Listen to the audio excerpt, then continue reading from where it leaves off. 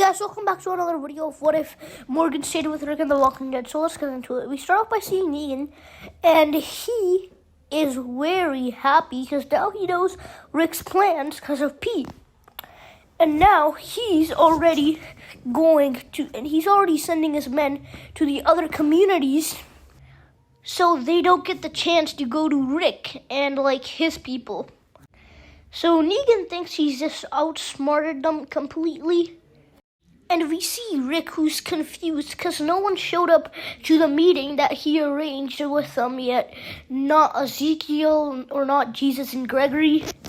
And meanwhile, at the hilltop, the saviors are there taking everyone's supplies, like hilltop supplies. And Jesus, he tries to sneak out while no one's looking. And he manages to get out. And then he'd run to the kingdom, and he'd tell Ezekiel to sneak out because no one's looking. And Ezekiel thinks about it for a minute, and then he decides he's going, and he tells Jerry to take over and make it not look suspicious. Just tell the saviors that he's on a supply run or something. Jerry would agree, and he'd take over the leadership while Ezekiel's gone. And Ezekiel would leave the kingdom to have his meeting with Rick, then Negan walks over, and he asks Ezekiel and Jesus, "Where do you think you're going?" And Negan would tell Jesus that you're not even supposed to be here. You're supposed to be at the hilltop. Not here, buddy. But then one of the saviors come from behind, and his name's Alden, and he says that I told them to go get more supplies for us, even though he didn't. But we know Alden was a nice guy, so yeah, he'd probably tell that to Negan. And Alden would tell them to go because they're just standing there and not leaving, and he'd tell them to get the hell out of here right now.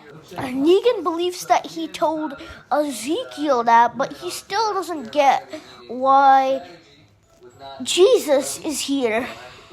And Jesus would say, well, he's here to help Ezekiel because his combat skills.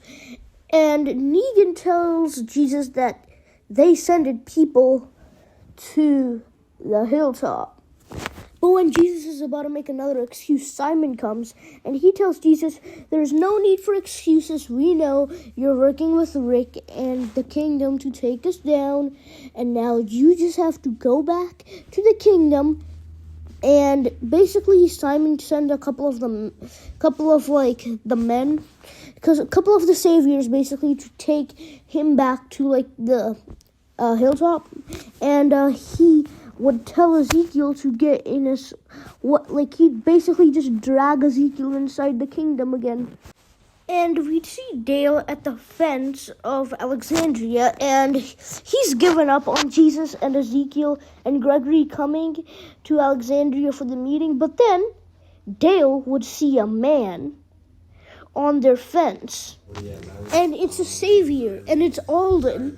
And Alden tells Dale that he's a savior, but he's not like them, and he knows the saviors are wrong, and he wants to help the group take them down. And Alden tells Dale that him and the other saviors were just at the kingdom, and that Negan has Ezekiel and Jesus sent back. They try to escape, but King Ezekiel got sent back inside to the kingdom, and Jesus got taken back to the hilltop by the saviors. So that's why they're not here. And they've also said something about that they know about something, they know their allies, he thinks, because he doesn't know the whole thing, because he's not a big part of the saviors. He's just a savior, basically, not important, basically.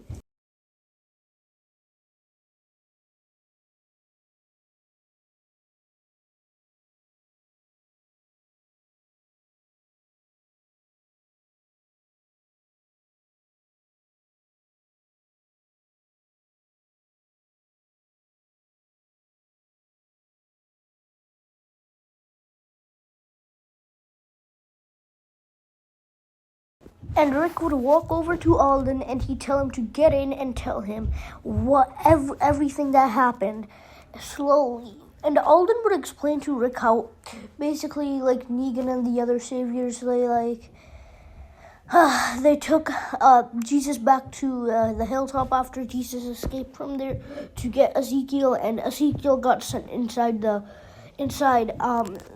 kingdom again. And Alden would say, but there's a traitor in your group, but he doesn't know their name. Because Alden isn't that important of a savior. He's just a normal gunman, basically. And another thing I haven't mentioned yet is Maggie had her baby and stuff, and she decides to name it Herschel Jr., just like the original, basically. It's mainly the same thing, but in this universe, Glenn's alive, and he'd be happy to see that his son looks like him and a lot of other things and stuff. I don't know.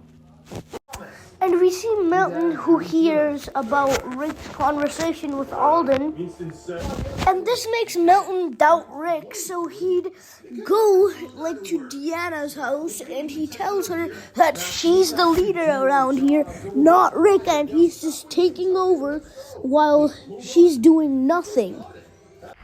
But Deanna would look outside the window, and then she'd see walkers breaking inside. And it's not just one or two.